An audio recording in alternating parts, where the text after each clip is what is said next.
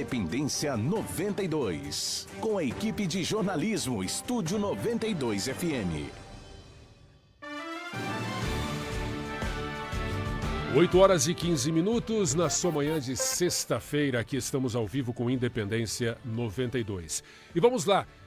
Uma sexta sim, uma não. Nós temos aqui o João Fernando Silva, nosso gestor de finanças, de investimentos. Ele tem o programa Resenha de Mercado toda segunda-feira. Tem também suas participações no nosso portal Estúdio 92. E hoje, João, mais especialmente hoje, vamos lá, fuga de capitais, queda na bolsa, oscilação do dólar. O que você tem aí na sua análise para nós hoje aqui no Independência? É isso aí, pessoal. Bom dia novamente. A gente está batendo, a gente estava comentando um pouquinho antes de entrar aqui, né? Estamos batendo mais 2 recordes aí, né? 8 semanas consecutivas de gringo saindo da Bolsa Brasileira, bolsa caindo, né? Saiu quase 15 bi já.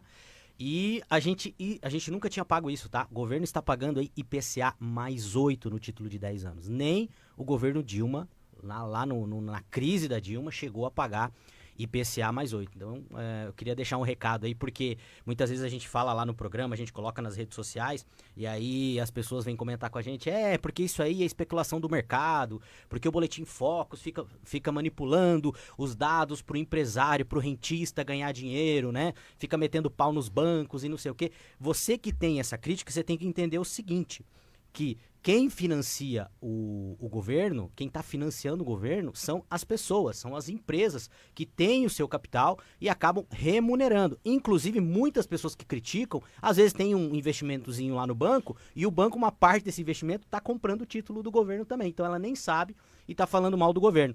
E aí, quando a gente fala que o governo está pagando IPCA mais 8, o que isso quer dizer, pessoal? Quer dizer que se o governo está pagando isso, é porque as pessoas que estão emprestando dinheiro para o governo têm desconfiança. Se a gente pegar, por exemplo, emergentes como África do Sul, México, eles pagam a média de 6% de juro para captar.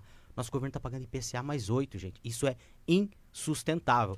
E aí, quando a gente vê isso, a gente vê que o Brasil está indo por um caminho que é sem volta. Olha quantas empresas estão quebrando, né? Inclusive, a gente teve agora, até uma triste notícia aí para quem é nostálgico, a gente teve aí a recuperação judicial da Brinquedos Estrela, né? Uhum. Exatamente. Mas aí para aquela parcela, João, que pensa assim, mas eu não tenho nada a ver com esses bilionários que estão indo embora daqui, para mim não dá nada. Pois é, na verdade é o seguinte, né? Quem sustenta a indústria, quem sustenta o emprego, a gente também tem mais esse empecilho aí que vai ter agora da escala 6x1, essa briga aí, né? Que segundo alguns analistas já vai aumentar o custo aí do produto em 10%, por quê? Porque a gente vai diminuir a carga trabalhada e a gente não vai aumentar a produtividade. Então a gente tem mais isso aí. E aí o que acontece? O empresário, o cara que tem dinheiro mesmo, o dinheiro dele tá líquido, ele sai do Brasil. Quando ele sai do Brasil, falta recurso para que as empresas peguem esse dinheiro e invista. Então tem o governo disputando, tem o empresário, né, o malvadão saindo do Brasil, e aí a gente tá vendo, né, a gente teve agora, se eu não me engano foi o Grupo Mateus também, né, que mandou 6 mil funcionários embora, né, tudo isso... A Uber também vai mandar um monte. Tudo isso, por que tá acontecendo? Porque o empresário malvadão tá indo embora, meu amigo. E aí, o cara que gera emprego, é esse cara que a gente tem que cuidar bem. É isso que o Paraguai está fazendo. É isso que a Argentina está fazendo, né? Então, olha só, surgiu aqui essa notícia, até vou ver bem certinho a data, para não falar bobagem. Agora, último dia 3, tá? Eu não conhecia. CMPC, uma das maiores produtoras globais de celulose, a sede é no Chile, com operações consolidadas aqui no Brasil, admitiu que avalia transferir para o Paraguai um projeto da empresa chamado Projeto Natureza, uma mega fábrica que, olha só para construir essa fábrica, pode ser entre 25 e 27 bilhões de reais o gasto, que poderia ser aqui. Mas eles estão avaliando com muito carinho transferir o projeto para o Paraguai. Caso continue aqui no Brasil, sabe o quê? O tal do impasse do licenciamento ambiental lá no Rio Grande do Sul. Se isso não for resolvido até o final do ano, eles não vão investir esses quase 27 bilhões de reais aqui no Rio Grande do Sul. Vamos para o Paraguai. E olha só que interessante. Um dos motivos que o capital está saindo do Brasil, porque o gringo vem aqui para especular. O gringo não vem aqui para colocar o dinheiro da aposentadoria dele. Ele vem aqui para especular. Um dos motivos que o gringo está saindo do Brasil é por causa do boom da inteligência artificial. Aí o pessoal fica falando, mas tem a bolha, estão comparando com a crise das .com no ano 2000. Aí tem um diferencial muito grande. As empresas hoje, né, as 7 magníficas lá, são empresas que elas têm fluxo de caixa. Elas têm lucro líquido no final. A maioria das empresas na época das .com não tinha. Essa grana está saindo daqui e está migrando para lá. E lembrando, né, não é recomendação. A gente já vem falando de TSMC, Google, Meta já há mais de 5 anos. Então, essa grana está migrando para lá. E essas empresas, elas precisam construir data center. E os data centers são construídos em lugares onde a energia é barata. A maioria desses data centers que estão indo para outros países poderia estar vindo aqui para o Brasil, se não fosse segurança jurídica. Por quê? Porque a gente tem energia limpa e a gente tem energia barata.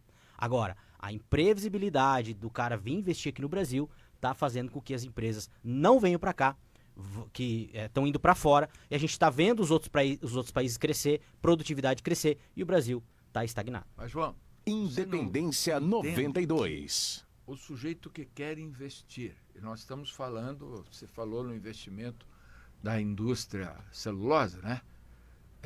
25 bi. Então, quem vai investir 25 bi tem um conselho de investimento. Não é nenhum presidente, um CEO que decide isso sozinho, né? Porque é toda uma história de uma indústria, de uma empresa e tudo mais.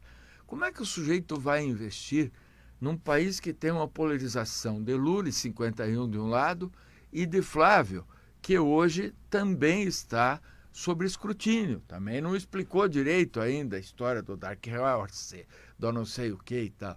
Aí suponhamos que você seja aquele que vai optar.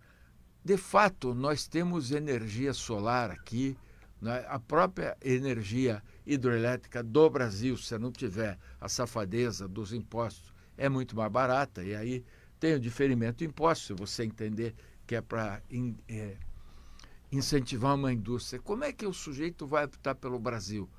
Porque, amor, brasileiros somos nós. Aí você está usando um termo gringo. O gringo faz conta, né? O Trump, os caras dizem, o Trump gosta. O Trump gosta de dinheiro, pô, né? O hotel do Trump, por acaso, tem hospedagem grátis aí no Brasil? Tem 2, né? Grandes. Sim. É caro pra caramba. Então, como é que o sujeito vai optar com essa insegurança jurídica e política? Porque nós temos 2 tipos de insegurança. Um Supremo Tribunal Federal, que é uma vergonha, né? E essa questão da insegurança política. Como é que faz? Se você fosse CEO de uma empresa dessa, você investiria no Brasil? Olha só que interessante essa tua pergunta.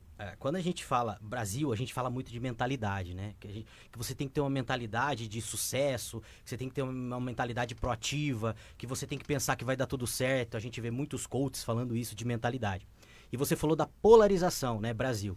Por exemplo, se você pegar os Estados Unidos, para eles pouco importa se a eleição lá vai estar polarizada entre republicanos e democratas. Por quê?